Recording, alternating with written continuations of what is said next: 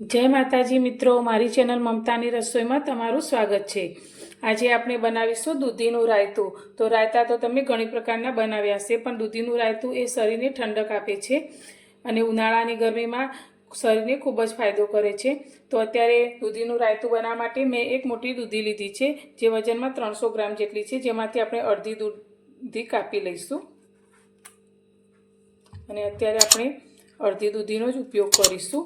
તેના પાછળના ભાગને પણ કાઢી લઈશું અને દૂધીને આપણે છોલી લઈશું।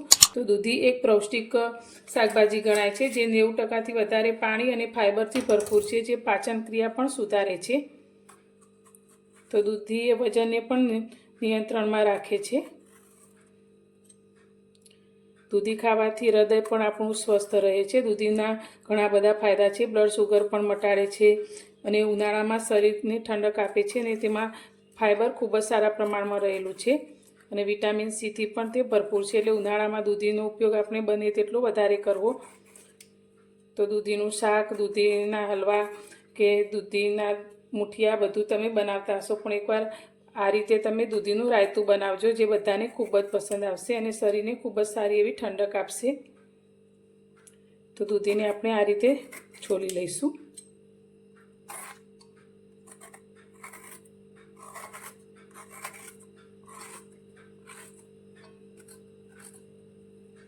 હવે આ દૂધીનું આપણે છીણ તૈયાર કરીશું। તો છીણ તૈયાર કરવા માટે મેં અત્યારે આ રીતે છીણી લીધી છે, જેમાં જે ઝીણા કાણા હોય તેનાથી આપણે તેનું છીણ તૈયાર કરીશું।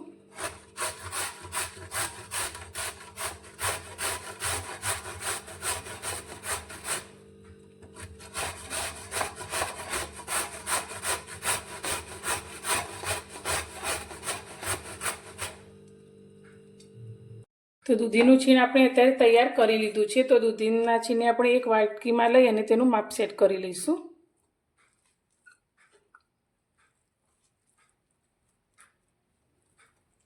તો અત્યારે આપણું દૂધીનું છીણ એક વાટકી તૈયાર થયું છે, જે વજનમાં લગભગ 125 ગ્રામ જેટલું છે।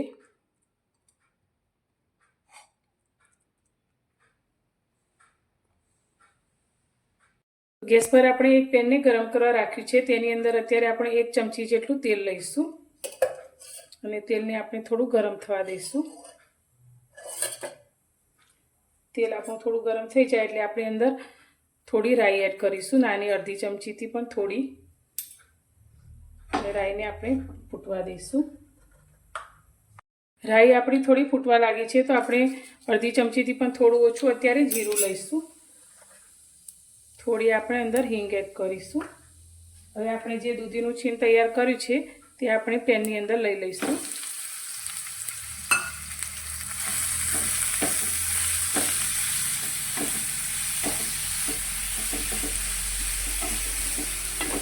તો દૂધીના છીણને આપણે 2 થી 3 મિનિટ માટે આ રીતે શેકીશું, જેથી દૂધીનું છીણ શેકવાનું કારણ એ છે કે આપણે આ રાયતું 2 થી 3 દિવસ સુધી રાખવું હોય તો તેને રાખી પણ શકાય છે અને દૂધીને આ રીતે શેકીને લેવાથી રાયતાનો ટેસ્ટ પણ ખૂબ જ સરસ આવે છે। તો થોડો કલર ચેન્જ થઈ જાય અને દૂધી આપણી સારી રીતે પાકી જાય ત્યાં સુધી તેને આ રીતે શેકીશું। તો દૂધી આપણી જલ્દી શેકાઈ જાય તેના માટે અત્યારે દૂધીના ભાગમાં આપણે થોડું મીઠું એડ કરીશું। તો અત્યારે અડધી નાની ચમચી જેટલું આપણે મીઠું લઈશું।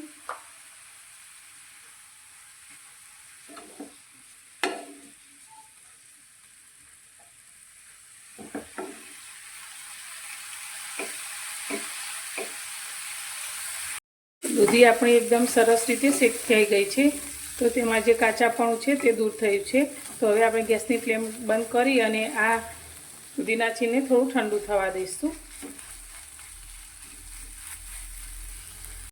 હવે રાયતું બનાવવા માટે અત્યારે એક મોટો બાઉલ લઈ લીધો છે, તેની અંદર અત્યારે આપણે 1 વાટકી એકદમ મોળું હોય તેવું દહીં લીધું છે। તો જે વાટકી આપણે દૂધીનું છીણ તૈયાર કર્યું છે તે જ વાટકીના માપથી 1 વાટકી અત્યારે મેં એકદમ મોળું હોય તેવું દહીં લીધું છે। દહીંને આપણે સારી રીતે ફેટી લઈશું।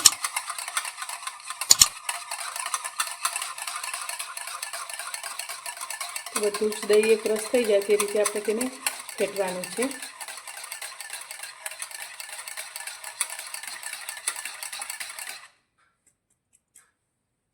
તો દહીં આપણું એકદમ સરસ રીતે ફેટાઈ ગયું છે, તમે જોઈ શકો છો આ રીતે. તો બહુ જાડું પણ નહીં અને એકદમ પાતળું પણ નહીં, તેવું આપણે તૈયાર કરવાનું છે. હવે તેની અંદર આપણે જે દૂધીનું છીણ શેકીને રાખ્યું છે તે લઈ લઈશું.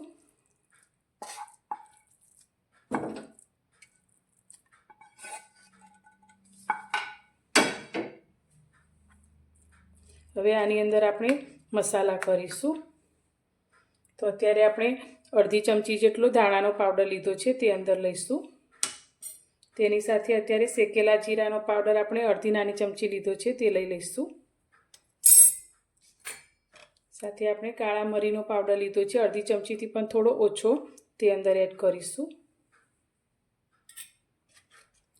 અડધી ચમચી જેટલો આપણે ચાટ મસાલો લઈશું, આનાથી ટેસ્ટ ખૂબ જ સરસ આવશે. સાથે આપણે એક નાનું લીલું મરચું આ રીતે સમારી લીધું છે એકદમ ઝીણા ટુકડામાં, તે લઈ લઈશું. થોડું આપણે અડધી નાની ચમચી જેટલું લાલ મરચું પાવડર એડ કરીશું. હવે આની અંદર પુદીનાનો ટેસ્ટ ખૂબ જ સરસ લાગે છે, પણ જો તમારી પાસે લીલો પુદીનો હોય તો તમે લઈ શકો છો. મારી પાસે અત્યારે સુકવણી કરેલો પુદીનાના પાન છે, તે આપણે થોડા મસળી હાથેથી અને તે અંદર એડ કરીશું. આનાથી ટેસ્ટ ખૂબ જ સરસ આવે છે. સાથે આપણે થોડી લીલી કોથમીર અંદર લઈ લઈશું અને બધી જ વસ્તુને પહેલાં આપણે સારી રીતે મિક્સ કરીશું.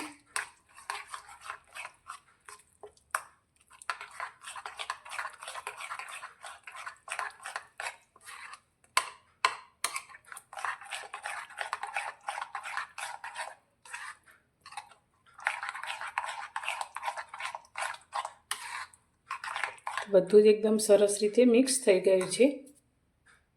હવે આપણે દહીંના ભાગનું અંદર મીઠું ઉમેરીશું. તો મીઠું આપણે પાછળથી જ ઉમેરીશું. તો અડધી નાની ચમચીથી પણ થોડું ઓછું આપણે મીઠું લઈશું અને સારી રીતે મિક્સ કરી લઈશું. હવે આપણે આનો એક વઘાર કરી લઈશું, જેથી આપણું રાયતું ખાવામાં અને દેખાવામાં પણ એકદમ ટેસ્ટી લાગે અને ખાવામાં પણ તેનો ટેસ્ટ 100 ગણો વધી જાય. તો તેના માટે અત્યારે મેં એક વઘારિયામાં થોડું 1 ચમચી જેટલું તેલ ગરમ કર્યું છે. તેની અંદર આપણે થોડી રાઈ એડ કરીશું. રાઈ થોડી ફૂટી જાય એટલે અંદર જીરું એડ કરીશું. સાથે આપણે સૂકા મરચાંના 2-3 ટુકડા લીધા છે, તે અંદર લઈ લઈશું અને વઘારને હવે આપણે રાયતામાં લઈ લઈશું.